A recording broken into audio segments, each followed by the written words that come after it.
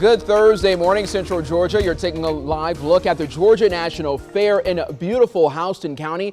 The time is now 6:30 a.m. here on this October the 6th. Thank you so much for continuing to stay with us on Wanye Reed's Happy Baby Friday. We're just one day closer to the weekend, and stepping out the door this morning, Alex, I had on like my light jacket, but I think it might have been a heavy jacket type of morning, honestly. Yeah, this is the coolest air we have seen so far this season. A temperature of 43 right now in Perry. A cool start, obviously, to the day.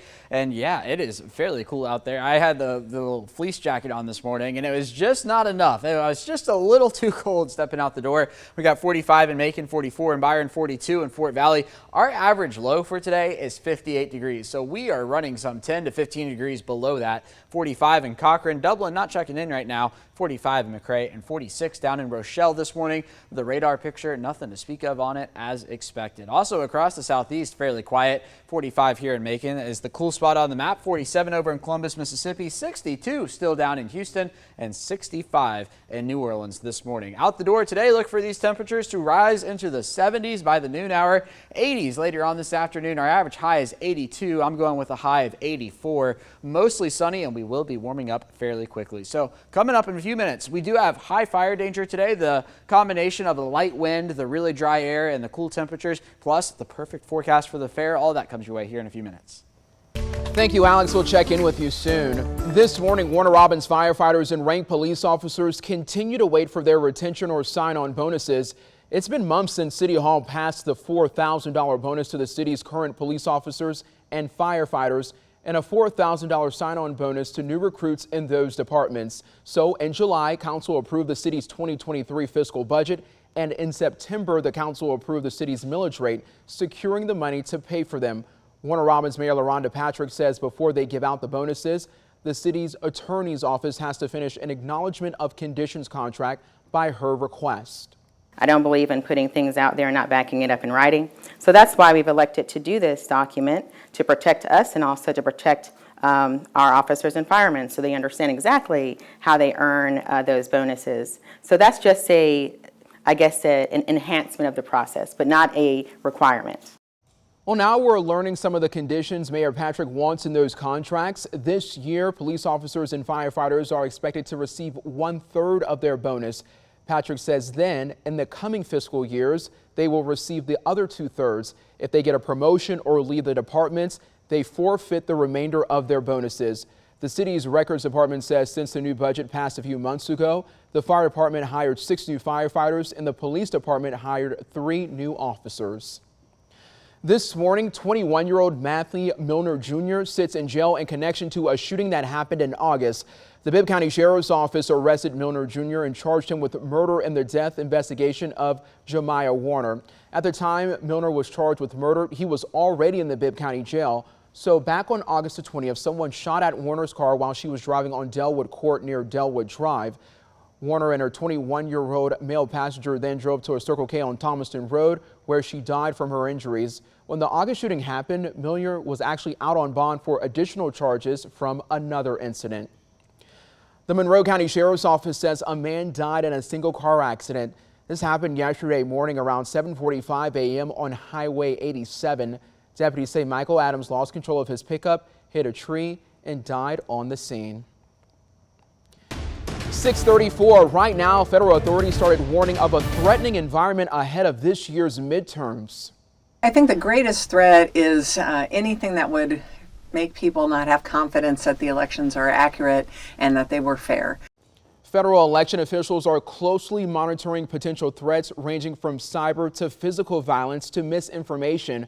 According to the FBI, 7 states, including Georgia, continue to see unusual levels of threats to election workers. It's driven some to quit out of concern for their safety, leading to a shortage of poll workers. Election workers are now beefing up security while also trying to build trust with voters. I don't think most people understand the lengths that election officials go to protecting and securing our election system. Federal officials are still keeping an eye on foreign agents, hoping to undermine confidence in the U.S. election system. The FBI says some of the top culprits come from Russia and China. Well, we want to make sure that you have all the information you need before you head out to the polls next month. Our November 2022 election guide is now live on our website. That's 13wmaz.com. When you go on there, you can find key dates, races, learn about different ways to vote, and so much more. Also, you can text the word VOTE to 478-752-1309, and we'll actually send that guide directly to your phone. Meanwhile, right here in Georgia, the Senate race between incumbent Democratic Senator Raphael Warnock and Republican Herschel Walker continues to be tight, with a new CBS poll showing 13% of voters undecided. It gained new attention this week after allegations came out against Walker. The website, The Daily Beast, reports Walker paid for a woman he was dating to get an abortion in 2009. In Walker's campaign, the former football star says he's anti-abortion. Yesterday, most Republicans, including former President Donald Trump, stood by Walker. The GOP looks to regain the Senate majority in November. Walker, it's important to note, strongly denies this claim, calling the report a Democratic attack and threatening to sue the organization. It's now 6:36. Right now, a new exhibit is coming to Macon about the filmmaker Tyler Perry. Roughly $500,000 of American Rescue Plan money will fund the project. I want people to be inspired from where he started from, sleeping in the car and non-sellout shows and empty theaters, now to owning a studio. The Tubman Executive Director Harold Young says this exhibit has been 5 years in the making. It'll detail Perry's life from his start in New Orleans to a childhood of poverty and abuse to now a billionaire and the first black owner of a major film studio up in Atlanta. The exhibit will also highlight his humanitarian work as well. He says he hopes that this will inspire Central Georgia youth, and Young says they hope to have the grand opening of the exhibit in time for Black History Month. Well, Rumble Road will be getting a new fire station. Good news for the folks there. Oglethorpe's Powers Smart Energy facility is donating 4 acres for the project. Monroe County Commissioner John Ambrose says they're planning a state-of-the-art 24-hour man station. The people in Smart have been without a fire station for almost a year after the last one burned down in late 2021. Ambrose says they plan to begin building in about a month and they expect the station to be running in a year. Well, Perry City Manager Lee Gilmore says the first batch of cameras should start getting installed in 2 to 3 weeks to help the city of Perry monitor heavy traffic areas. In a work session on Monday, Perry's mayor and council discussed a joint program to put in street security cameras. It involves a partnership between the House and County Board of Commissioners, the district attorney, sheriff's office, and other nearby cities. Perry's mayor and council approved joining in by adding the county-wide security camera stations there. They'll go around city facilities like Perry's Event Center and places like Creekwood Park. The time is now 6:38 a.m. Sending a big good morning to all of the students and teachers in Jones County. Alex, I heard you had a wonderful visit yesterday there. Yes, we talked to the first graders, the fourth graders, and the school broadcasting team there in Jones County. Talked about Hurricane Ian, talked about storm surge. A great group up there, so thanks for having me. Of course, if you want us to visit your school, just send me an email, aforbes@13wmaz.com, and we may pay you a visit like we just paid Dames Ferry a visit yesterday there, visiting the Dragons of Dames Ferry. All right, let's talk about what to expect for today. Here's a live look over the fairgrounds. We've got 40s on the board. Dublin not checking in right now, but Macon is at 45.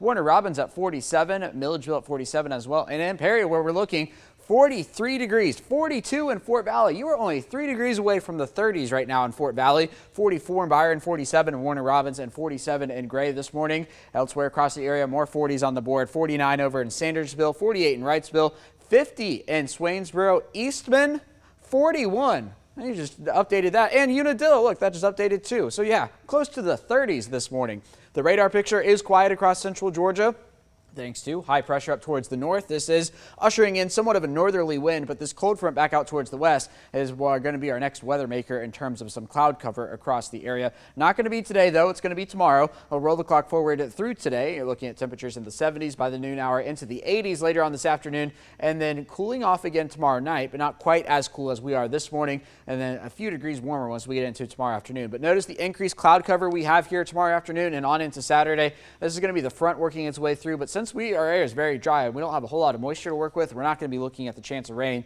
And beyond that, I'm running the long-range models, and I'm not seeing much in the way of a rain chance here in central Georgia, unfortunately, because we could really use the rainfall. 86 for tomorrow, 82 by the time we get to Saturday. So that's the only thing the cold front is going to really do. Let's talk about the tropics. This red blob down here in the Caribbean, area disturbed weather moving towards the west, does have a 90% chance of development in the next 5 days. But notice the arrows taking it right into Honduras, Nicaragua here. Not a concern for the United States because we do have high pressure there in the southern Gulf. And then we also still have Tropical Depression 12 out near the Cabo Verde Islands. And the track on this just kills it pretty much. It's, Friday, 3 a.m. It's done for with winds of 30 miles an hour. 84 today, mostly sunny skies, warming up very fast. Sunrise is at 7:32. Let's play pitch a forecast for the first day of the fair, hour by hour. 6 p.m. look for a temperature of 83. 8 p.m. tonight, look for 73, and then by about 10 p.m. look for 67 down there at the fairgrounds in Perry. Here's the 7-day forecast. Again, warm today and tomorrow, then that cold front comes through, increases the cloud cover there on Saturday. Once we get into next week, our average high 82 will be at 82 Monday and Tuesday, and fairly close to it each day next week. But as I was alluding to earlier, unfortunately, we don't have any rain chances on the 7-day, running now about actually a couple inches below where we should be over the past month or so. Well, thank you, Alex. Don't forget the Georgia National Fair returns today. The fair always brings in new rides, entertainment, vendors, and foods for you to try out. And that's what we're celebrating. Join us for What's New in 22 at the fair. We're going to be live there tomorrow at 5:30 p.m. Ben and Lori, they cannot wait to see you there. Stay with us, Central Georgia. More news and weather coming your way after this break.